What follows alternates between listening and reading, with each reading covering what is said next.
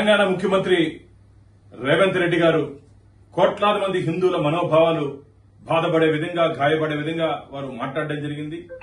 హిందూ దేవత గురించి ప్రస్తావిస్తూ వారు మాట్లాడే తీరు, పెళ్లి బ్రహ్మచారి దేవుడు అంటాడు, మద్యం మాంసం తీసుకునే స్వాముల దేవుళ్ళు అంటారు, దేవతలు అంటారు. నీకు ధైర్యము దమ్ము ఉంటే అల్లా గురించి గాని జీసస్ గురించి మాట్లాడే ధైర్యం నీకుందా?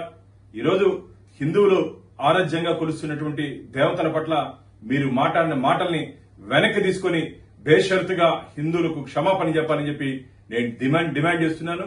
ఈరోజు హిందువులు రాయిని, రప్పని, పుట్టని, చెట్టుని, గుట్టని పూజ చేస్తారు. అది మా సాంప్రదాయం, మన సాంప్రదాయం.